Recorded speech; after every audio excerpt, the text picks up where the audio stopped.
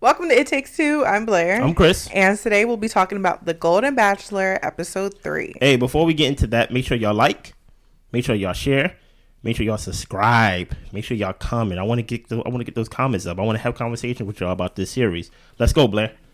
The women are bonding, but some are worried that some women might be getting more catty. Uh-oh. That's what I'm waiting for.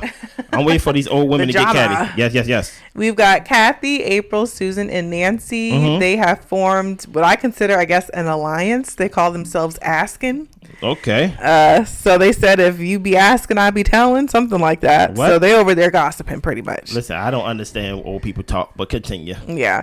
Teresa had a one-on-one date with Gerry, and she's talking about how that was such a great connection. Yeah. And she is just still on a high from that. I understand. And Jesse comes out and he tells it this week that there's going to be a one-on-one date and a group date. Uh-oh. And everyone is coming on the group date. We are going to have a talent show. Okay.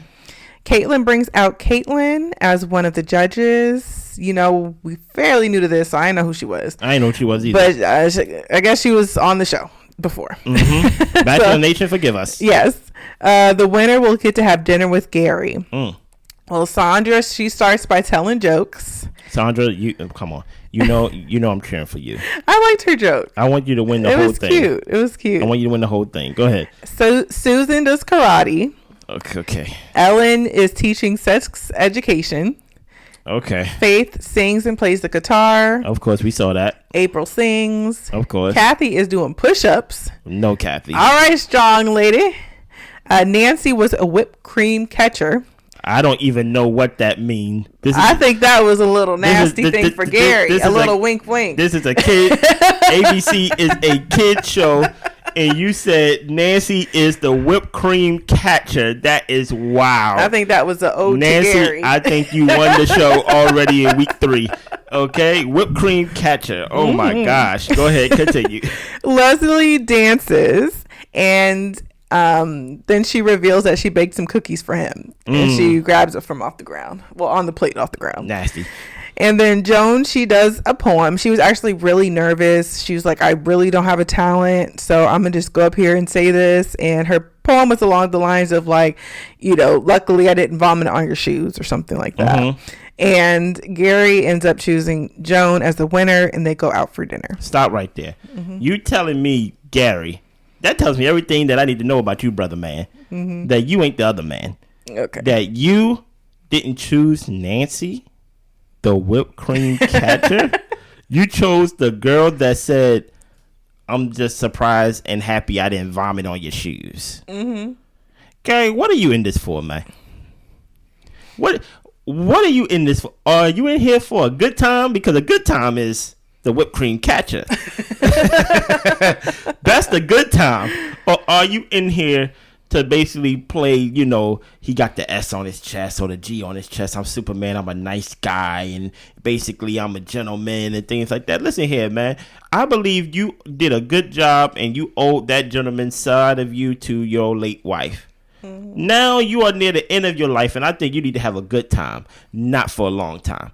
So you picking Joan confused me. I would have chose Nancy. The people after Nancy wouldn't even win. Oh, you know gosh. what I'm saying? Let's move on. Yeah, well, Gerry was attracted to Joan for her putting herself out there, out of her comfort zone. Everybody put themselves out there, but I hear you. And Joan talks about how she tried dating after a year. When her husband passed, it's been 2.5 years now, and she actually feels really ready. She talks about how her daughter just had a baby and some of the things that she sacrificed by being here. And Gerry toasts to them spending time together and a possible future together. He feels it's a first step in a long connection. He notices her sacrifices, and he hands her the rose for the date. And guess what? The title of this episode, Blair actually came up with it.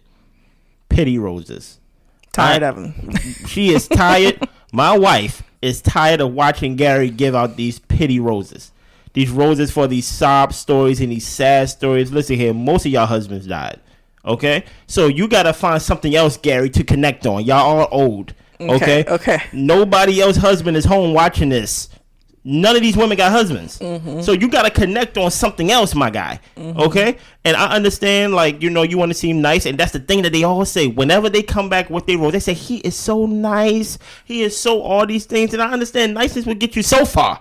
But that doesn't mean that it's going to find you the perfect partner for where you are right now. Yeah. What did you feel about them sharing their sob stories with each other, you know, about them trying to date after their spouses died, and now, you know, she get a rose. She ain't shared nothing but sad stories and got a rose. Go ahead. Well, I didn't even feel like this was a pity rose. I say that was for later on in the episode. I felt like this is a rightfully deserved rose. They had a good connection, and they had a good conversation. They talked about... It wasn't good to me. Okay, well, you asked me, and they had, conversation about the children, and then they can actually see possibly a future with each other. Like, they can imagine that, which is huge for people who lived a life with someone for so many years to actually see more life with someone else. So, I mean, I thought this was appropriate. When it gets to the pity rose, I'll tell you. This was fine. He gave her a rose for being nervous. Let's just call a rose what it is.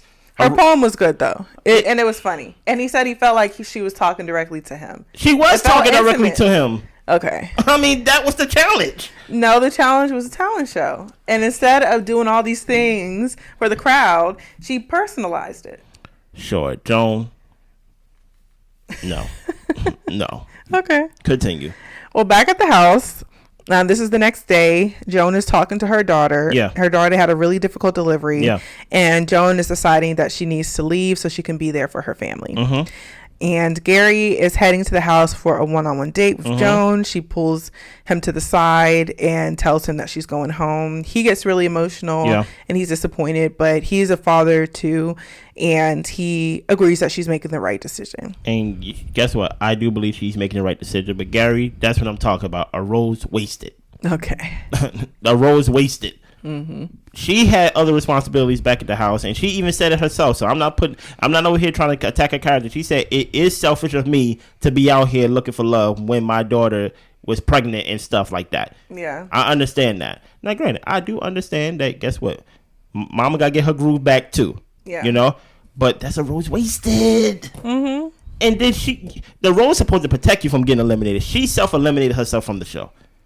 Next time, choose better, Gerry. Please. Choose better, sir. Choose better. Come on, Blair. Help us. Well, Michael Costello, the fashion designer, comes in, and Gerry has chosen Ellen to go on a date. Hello, Ellen. And Michael Costello is helping her get dressed. Gerry feels that he can be himself around Ellen, but he really wants to dig deeper to see if there's a romantic connection. That's fair. Gerry doesn't remember. She's asking him about his wedding with his ex-wife and just kind of if he remembers that and their honeymoon. And Gerry says he really doesn't remember much of the wedding. Like, it was over 50 years ago. He knows they didn't have a honeymoon. They didn't have any money. He even talked about how they would invite their parents over just so the parents could bring them some groceries. Oh, yeah. I like that. I like that, Gerry. But he said the relationship was simple. It was good. It was pure. And Ellen and her husband were together for 25 years. It didn't sound like he passed away. To me, it sounded like they separated. But if he passed away, condolences. Yes, I was gonna say rip. Wow. Okay. Rest in peace. Okay. Yes. Okay. Anyway, Gerry and Ellen, they get in a hot air balloon, and there he gives her the rose for the date. What is the qualifications to get a Gerry rose? Is it just if I choose you for a date, you get a rose? Well, for most of the dates, even thinking about last season, they get roses unless it goes absolutely terrible. Like when the guy fell asleep on the date. I understand that. So to me, this is like on par. You're getting along. It's going good. But my whole point is that you said that Gerry wanted to see if he had a romantic connection with Ellen. He sees himself and he likes Ellen as a person, but he wants to see if there's a real romantic connection. Does that rose solidify that there is a romantic connection between them two? I don't think so. That's what I'm saying. Yeah. Are we just giving out roses if the date don't go bad? Like, you can get a rose at the end of the night during elimination, but you don't have to be safe in the moment. I didn't see anything special from that date that made me go, oh, I can see them together. Yeah, I didn't see the connection, the romantic connection. Pity roses. Right. I'm sorry. Continue. Well, Teresa is expressing that it's been difficult seeing other connections form. She talks to Kathy and just wants to just kind of vent and tell her about how amazing her date was with Gerry and the connection that they have. Kathy doesn't want to hear it. I don't. And Edith, she comes in saying that jealousy is starting to grow between the ladies. Yeah. And before the cocktail hour, the ladies were sitting down, and April tells Teresa, you can be people can be more discreet about their situations or experiences with Gerry. Sometimes it's good if you just keep your mouth shut. If there's a special moment, please. And Teresa is taken aback. She don't know who she's talking about, and I'm like, you do. Come on, Teresa. You do. Well, we get to the cocktail party. And Faith and Gerry are sitting down talking about road trips. Yeah. And then April ends up talking to Teresa and shares that she was basically speaking on Kathy's behalf. And Teresa is confused as to what she could have said to Kathy to make her feel any type of way. Kathy shares with Gerry that her dad was a hard worker and he taught her to be a good person. She starts to break down crying. Hugs Gerry. And Kathy is telling Gerry that sometimes when it comes to these women, like what you initially see is not what all it actually is. And at the end of the day, she just wants Gerry to be happy. And Gerry gets up and gives Kathy a rose. Stop. Because she said she had a hard week. Stop. That's the pity rose. All of them is pity roses. That's the pity rose. I'm like, she had a hard week, so she gets a rose. What are the qualifications, Gerry? Answer us. What is the qualifications for a Gerry rose? You got someone out there who is the whipped cream catcher, and she didn't get a rose. But somebody who had a hard day, a hard week, you telling me the first time you have a one-on-one with this lady outside the first episode and things of that nature, and she talked about her dead daddy, and she get a rose? R.I.P. to dad, but still, come on now. Stop it. I want to know the qualifications, Gerry, to getting a Gerry rose. You can't nice your way into your next relationship, Gerry. I'm telling you, because all these women are going to show you their best self. They're not going to show you their bad self, so you can't be nice to everybody. You're going to break some hearts. You're going to make some women mad. You're going to upset yourself. Because what's going to happen is you're going to fall into that trap to where you're going to end up loving multiple people because you don't have some down boundaries and some actually real objective qualifications of romantic connection with these women. That's how I just feel. You get what I'm saying? Continue. Yeah. Well, sorry I had to yell at you, Gerry, but you making me upset. Well, Teresa pulls Kathy to the side to have a one-on-one. And Kathy is talking to Teresa and saying, like, look, you made me feel that you and Gerry are going off into the sunset, that this is a done deal, and I can just pack my bags and go because y'all are just doing so great. And Teresa starts to tear up a little bit, and Kathy's like, don't cry. And at first I was saying she was telling her not to cry, like, this is not that serious, don't cry. But she was telling her not to cry, like, don't be using them tears on me type of don't cry. Like, you're not going to play around with me. I'm telling you how I feel. And then she tells her that Teresa can come across as possessive and territorial. That's a lot for just one interaction you had with Teresa. Okay? Yeah. Do you think Teresa is territorial and possessive? No, I think Kathy is being dramatic. I think old people don't know how to keep their mouth shut. And I think, like, Teresa in a moment was just trying to find a friend to talk to. And she basically said, like, I kind of feel jealous because, like, we had such a great date. And, like, I don't want to lose that connection that I had with Gerry. The next thing you know, like, now all of a sudden I'm being told, don't use those tears on me, old lady. So that, like, I don't think Teresa is that type of villain that ABC is trying to paint her as. Or Kathy is. Oh no, trying to editing. Oh yeah, I'm coming for ABC. Right? That they trying to paint her as the crazy lady. I just think, like, this what happens when you got multiple women who like one guy. They feel jealous. And then on top of that, I think you're going to see a lot of it with the Golden Bachelor in the sense of a lot of people do feel like this is their last chance for a real relationship to love. So some of those people, that fire got reignited. that probably was running but they low. never thought it could happen again. So now you giving them hope, and now it is crazy for someone to be on a game show. And let me mention that, by the way, it just came back to memory. Some people told me in the comments of last season of Bachelorette that it's not a game show. If you go on Google and type in the Golden Bachelor, it says game dating show. Verbatim. Yeah. Right? So it's a game show. Okay. But my whole point is, I think Teresa, that fire been reunited, especially when you dealt with a dead spouse. And I think she like feels love, and she haven't felt that hope in a while.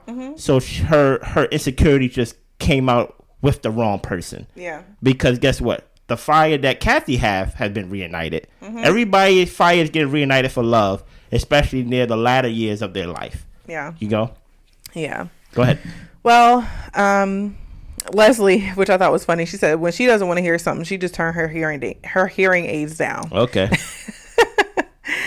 Teresa is crying in the room. She's crying because it wasn't her intention to come across that way. Okay. Gerry finds Teresa and he tells her, if you know in your heart of hearts that you don't think you were being boastful, that you weren't trying to be that way, then you should really let it go. If you know that wasn't your intention. And Gerry really doesn't want there to be any type of like disturbances in the house. And he feels like that could possibly be a stumbling block for his connection with Teresa. Hey, Gerry, where is the rose? You usually top it off with a rose. Okay. Whenever women crying, you give a rose. Okay. Whenever there's some type of insecurity and they feel some type of way, you give a rose. Where was the rose for Teresa in this moment? You ran out? They ain't having one. They ain't having. You should have took it back from Joan when she, left with your rose. Okay. Continue.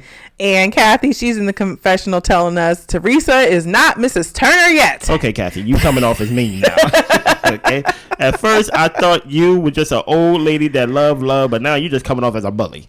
Well, even at the beginning when Kathy was in that Askin Alliance, Kathy to me, she come off as like a gossiping, trash talking type of lady anyway. My goodness. So I mean, Teresa, her daddy taught her to be a good person. Blair, stop, relax. Whatever. Okay. I ain't seen it. Okay. But no, for Teresa, I think Teresa is just like a lot of people, and also a lot of older people. And that I feel like, as you get older, like some people do get lonely. Yeah. They get super talkative around people around them with maybe a lot of things that they shouldn't necessarily share. And to me, it just seems like Teresa's one of those people who just doesn't have a filter. She's just talking and just wants to connect. And it's, to me, it comes across really innocent, but I just feel like that's older people for you. Sometimes they just be talking. That's facts. So take us to this rose ceremony. Yeah. So we get to the rose ceremony, and this is the order: Faith, Sandra, Leslie, Nancy, whipped cream catcher. Oh boy, Nancy got the first rose. Teresa, and then of course the ladies who got roses before were Kathleen and Ellen. And Teresa, at the rose ceremony, when everything's wrapping up, she's talking to Kathy, and she was saying, well, Gerry came to my bedroom, and he consoled me and all this type of stuff. And Kathy is like, see, this is the stuff that you need to keep to yourself. Why are you telling me this? And then Kathy, at the end, she's like, I can't tell if she is dumb as a rock or if she is intentionally doing something to me. I don't know either. I think Teresa just liked to talk. That's all I think. I don't think it's that deep. Listen here, Gerry. If Nancy don't get the first rose next week, listen here. I might protest this show. I don't know why every Bachelor show I watch, I only watch 2. I'm protesting the show for some reason. I don't want to see no more pity roses next week, Gerry. I want to see you actually build connection. We're down to less than 10 women that fast. Literally that fast. Build some real connections, please. Stop trying to be these people savior and be these people therapists and be these people like just making them feel good for the moment. They gonna cry. You gonna break somebody's heart. You gonna make somebody cry. You can't stop everybody from crying, Gerry. Okay. Stop these pity roses. Any words you got for the show? Anything that you want to get off your chest, Blair? I enjoyed the little bit of drama. Okay. So Kathy's still here. I think she's gonna cause some ruckus. Okay. So I'm trying to see what Kathy got in her back pocket. Is that it? That's all I got to say. Okay, thank you, Blair, for that enlightened words that you're giving us. Anything else? That's all. Y'all be good. Bye. Bye.